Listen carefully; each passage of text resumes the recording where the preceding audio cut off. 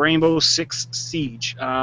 Rainbow Six is one of my favorite gaming franchises. I remember picking it up back in, I want to say the early 2000s, maybe late 90s, and it was a totally different game than I had ever played before. You had like teams of like 4 or 5 guys that were, it was, hostage style rescues or, breaking in, and you got to map out where every team went, walked and everything, and if one person died, that person didn't respawn, you just went to another one. Well, the franchise has changed a little bit over the years. I was a really big fan of the Vegas franchise. Did you guys play the Vegas franchise? Yeah. So that was awesome. But Rainbow Six Siege is actually going to be taking the place of Rainbow Six Patriots, which was going to be set in New York. It was canceled. Everybody was crying. So they're like, all right, we're going to bring one back. And so that was Rainbow Six Siege. So this game is going to be a little bit different than your traditional games. Now, they're going back to, they're kind of focusing, they said, on multiplayers. They want to bring back the 5 versus 5.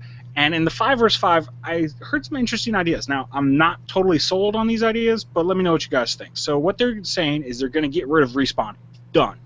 And they say the reason they're doing that is because they want to make more of a team-based effort. Because if you're playing like Call of Duty, one player can go off and just go murder everybody. If he dies, he respawns in 10 seconds, leaves the rest of the people in the dust. They want to bring it back to more of a tactical team play thing. And I think that's interesting, except for I'm one of the people who dies first, and then I have to wait like 4 or 5 minutes before everybody else gets in. I mean, are they saying they're just going to have one game mode where, it's last man standing, or they're saying that there's going to be no game mode in, in all the multiplayer in which you would respawn? Well, that's the one they were talking about, was just the 5 versus 5. So it seems like the multiplayer is going to change. They might have like, hostage rescue or something like that. But again, I think they're just taking respawn out of all of their multiplayer modes. Yeah, I definitely, I think, like, for realism's sake, I could see doing that. For strategy's sake, I could see doing that. But for a game, I'm not really on board with not being able to respawn in any game mode because, like you said, you're going to die, whatever, and then just sit around watching everyone else play for 5 minutes. Now, that's normally what I would say, is that you'd sit around. Now, they did say something cool that I kind of liked, is if you do die in your 5 versus 5 team mode, whatever game mode you're playing, you will be able to do things like control a drone or look through security cameras and help relay information to your teammates. So that's pretty cool, too. Well, that's a little weird, but that does make it a little bit better, because I guess they anticipate the people just getting bored. Like, I know some people like just watching other people play games a lot, but in this kind of game, I would want to play. But okay, that might even turn it, though, like, depending on what the setup is. If this is something that you can't do otherwise, that might even turn into a situation where you might want to die early on as part of your strategy, so that some member can look around for you. Depending on what I set up. Yeah, that sounds good. I definitely am a fan of no respawns in some games, though. There's Call of Duty, some games, there's different game modes where respawns limited or outright turned off. For example, what is it, Search and Destroy and Call of Duty. Yeah, in Call of Duty, And then older Call of Duty is Last Man Standing, and CTF has a longer respawn timer. So a lot of the time you are spent, watching other people play, in the case that you died. So I mean, I'm a fan of those modes. I think those modes do have some additional strategy, and it's usually when you get past the point of just wanting to shoot and kill someone, to the point where you do want to have that team-based feel, and you do want to have the realism of, okay, you can't just do something silly because you will die and ruin it for everyone, and to offset sort of the ADD-ness of, respawn, kill, there is that component of the game.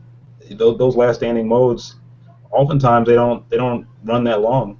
Most people aren't really patient, and they get into those game modes where you can't respawn, and you usually kill each other, save for a few people in the first 30 seconds of gameplay.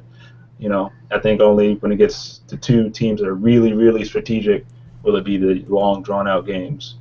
Well, and Ubisoft did come out and say that the average match only is about 5 minutes. So I think you're right. It's going to lead to, okay, the dummies are going to go out and get killed real fast, and then you're going to have 2 or 3 people on a team. Well, the first 2 people are going to go off and get killed, and then you'll have 3 against 3 eventually, and it's not too hard to find each other if you're, and especially if you know Rainbow Six. Those maps are a lot smaller. They usually take places in like houses and more confined spaces.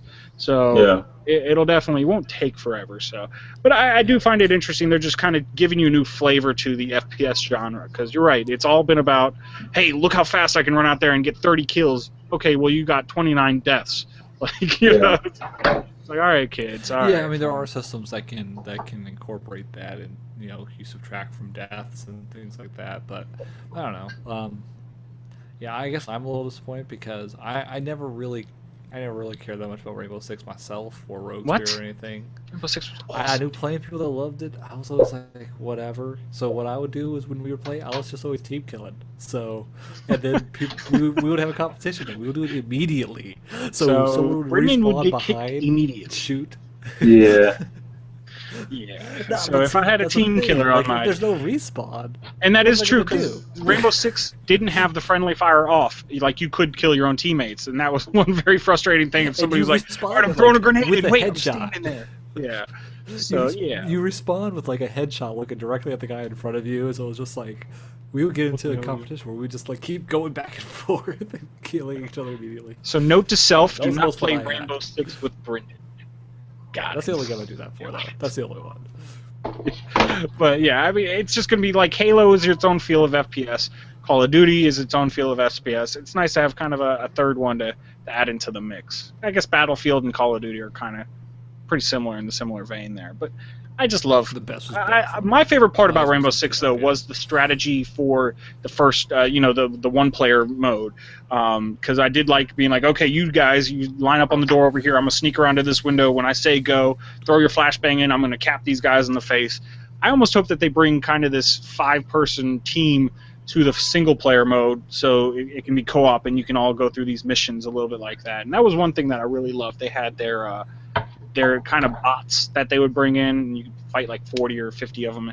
And it always felt like a little more realistic without being too realistic, because if it's too realistic, I don't think it's any fun. Because I still like to cap like 15 dudes, and that's not really realistic. But yeah, so I don't know. Let us know what you guys think. Are you excited for Rainbow Six Siege? Do you like the Call of Duty / Halo type shooters better, or are you looking for a new flavor of FPS? Hit us up, comments down below. Of course, @What's My Face on Twitter, Google Plus, and Facebook. Always good ways getting a hold of us.